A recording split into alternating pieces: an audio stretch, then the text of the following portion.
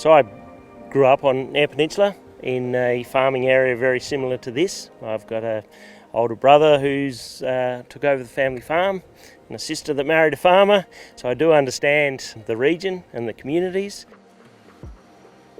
Eyre Peninsula is a hidden gem. The communities are very strong, very friendly. It's a lovely part of the world.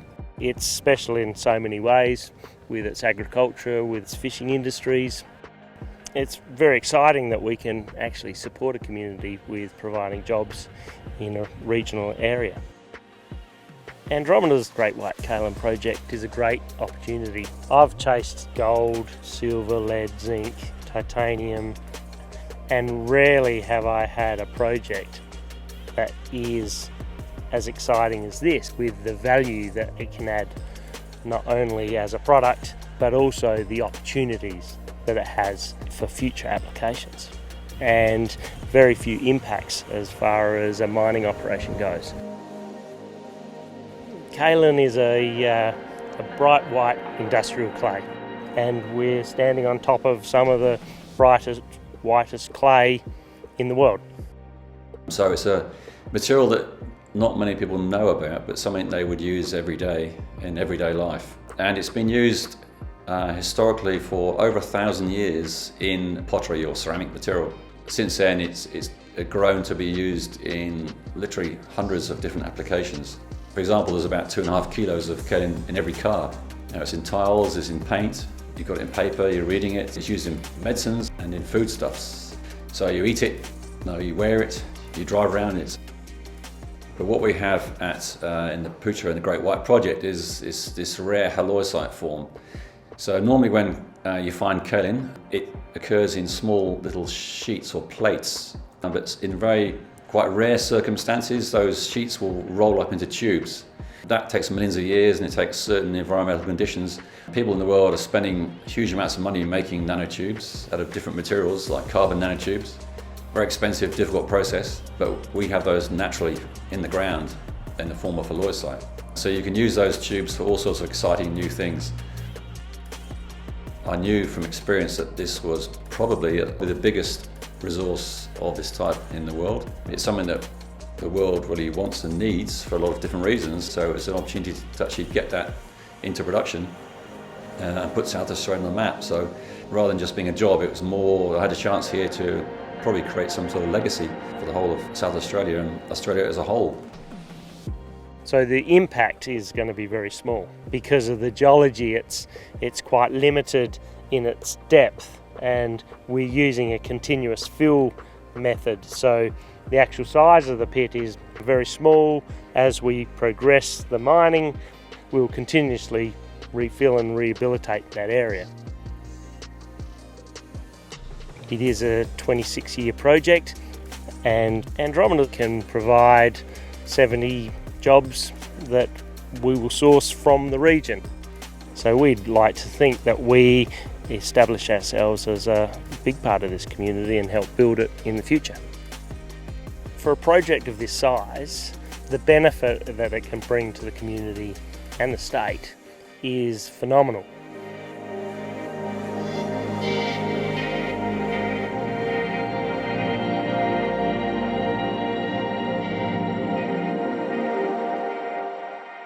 So that gives you a bit of a feel for our project and what we're talking about. I'll tell you a little bit more about the company now and a bit more about the mineral itself. Here's our corporate overview. You can see there we've had a pretty strong performance since I presented here last 2 years ago. We were sort of down the bottom of that curve, and we're now sitting at quite a healthy, we're getting close to, in fact, it changes a bit nowadays, but 900 million market cap, and the share price is hanging around about 40 cents. We've got about $6.7 million in the bank at the moment, no debt. And as you heard there, the Great White Project, halloysite kaolin project, is our primary #1 focus. So this is what we're really got a laser focus on, this part of our business. It's a joint venture, 75% Andromeda, 25% Minotaur. We also have another asset in that, which is called Mount Hope, the same mineral in the same region. That's 100% owned by Andromeda. So that's all in South Australia. We also have a 50-50 joint venture with Minotaur. This is our natural nanotech joint venture. That's been set up to capture intellectual property, which is being developed out of our halloysite technology. So this is a nanotechnology work that I've got a slide on to show you about shortly. There are some other assets that sit in the company. Historically, it was previously Adelaide Resources, a gold copper explorer. So there's assets down the bottom there you see are still sitting there, but we either have them joint ventured out already or we're looking for partners for those. So our entire focus is on the Great White Project at the moment. So here's a bit of a snapshot on the project. Need my glass on to read this. That's better. Okay, so Great White, as you mentioned there, it's probably the biggest resource of its type, and it's very importantly, it's extremely consistent resource. So here we have total of well over 100 million tons. So our pre-feasibility study that we put out previously was based on a 26-year mine life on 26 million tons of that, but we have got over 100 million. So you see there essentially we got over 100 years worth of mine life if we develop the whole resource as it stands at the moment. Very importantly at the moment, the marketing side of this business is very important because it's an unusual mineral. The market's quite opaque. So that is a key part of any sort of industrial minerals project is the marketing. Now, there's a very strong demand for this product. When I started just over 2 years ago with the company, we had about letters of intent for offtakes of about 1 million tons. That's of mixed grades of product out of the mine.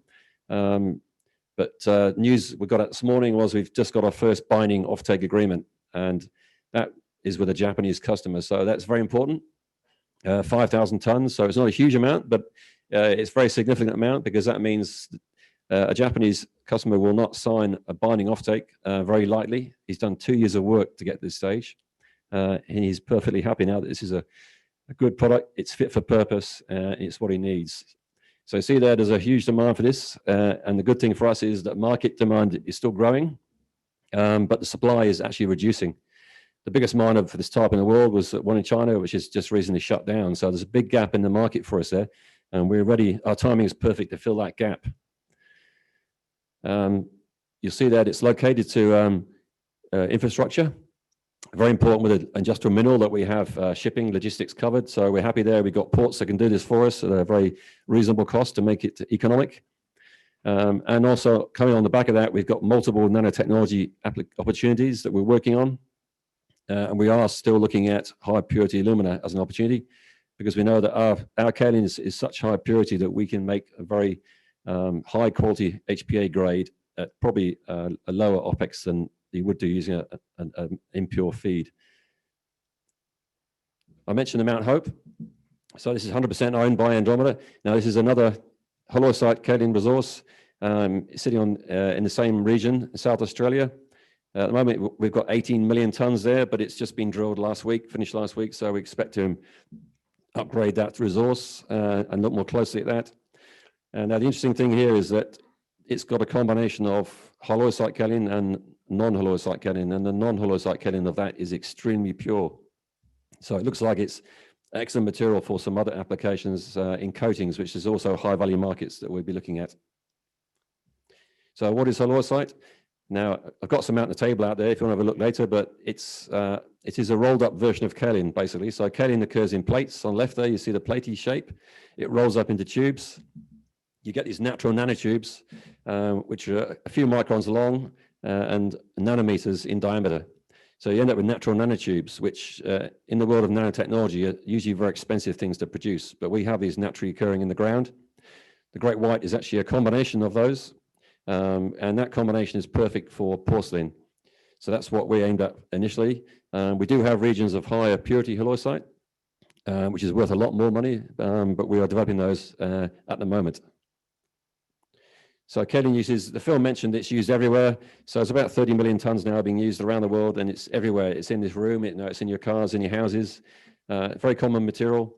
You see there that the ceramic share of the kaolin business is about 9 million tons, 34%. But of that, the top probably 2 million tons of that is the high quality end, and that is where the halloysite kaolin goes. Now, halloysite itself, the pure tubes is a very rare material.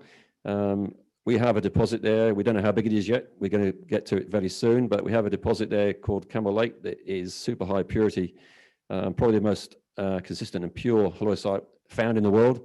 This mineral sells for about $5,000 a ton. And that material that we got there is 99.6% pure out of the ground, and it's been dug up with a shovel. So if there's a decent resource of that there, then that's going to be a tremendous boost for the company. And I say that material sells for $5,000 a ton. So any decent resource of that is going to be very exciting. And that material has got some very exciting uses as well in new technologies, which I'll expand on in a minute. In fact, I'll expand on it right now. So, yeah, halloysite is the most researched clay mineral in the world. There's over 8,000 research papers going on right now on that, and its conversion to patent approval rate is huge. There's been hundreds of approved patents. The good news for us is at this point in time, there's no commercial supplier of that halloysite material in the world as it stands, of the right material. So we have the chance to fill that gap. All those patents that have been approved, and these application areas are really high growth, exciting areas, high tech areas, including hydrogen storage and transport, batteries, water purification, all sorts of medical applications, cancer drugs, antibacterial, antiviral applications, capture of carbon dioxide, conversion to fuels, agriculture, concrete, construction materials, polymer coatings, and also agriculture. So there's a remediation. So you see there's some huge areas of opportunity there. And each of those areas, there's patents approved for the material, but no one can supply it yet. The good news for Andromeda is, and our shareholders is, that we are researching all of those areas right now. And we've got some very advanced research going on.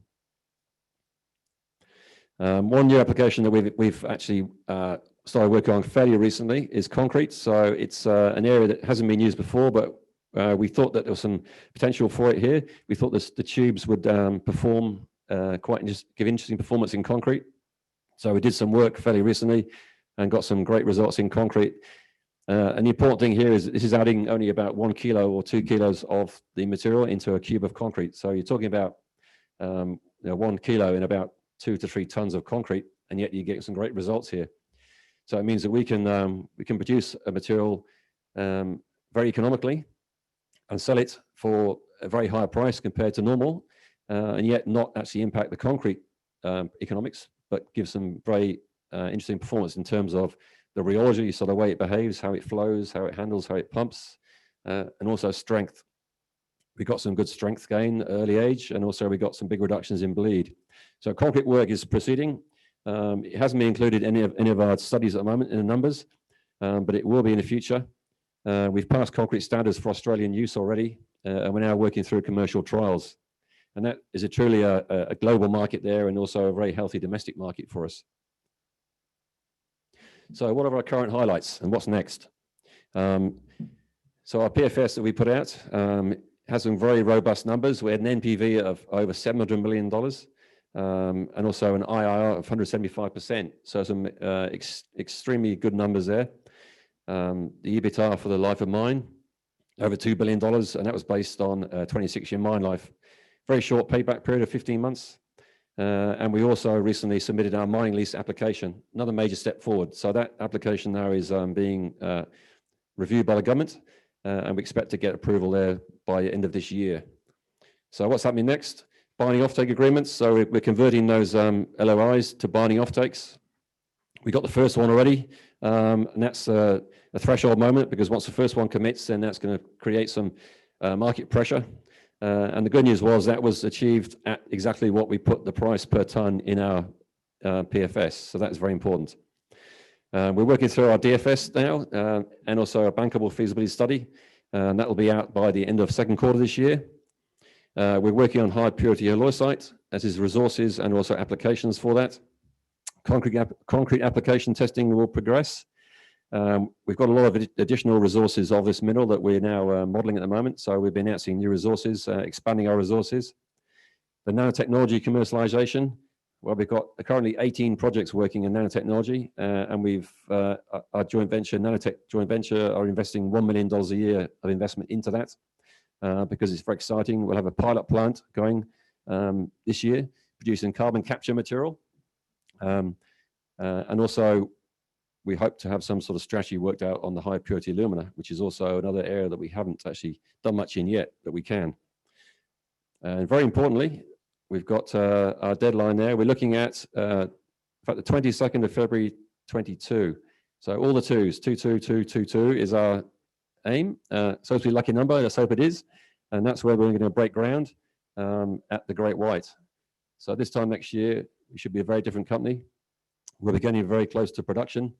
We've broken ground, the infrastructure will be going into place, and we've taken on all of our production operations resources. So what are the key takeouts? As I said before, we've got one of the world's biggest resources of this material. It's a rare material, it's in demand.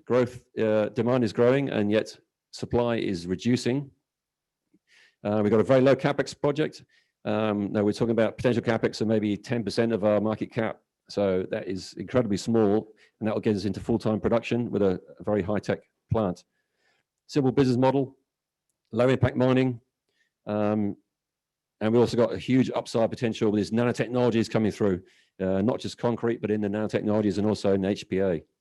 And we've also got a chance to build a truly diversified industrial minerals company off the back of that. And thank you for that.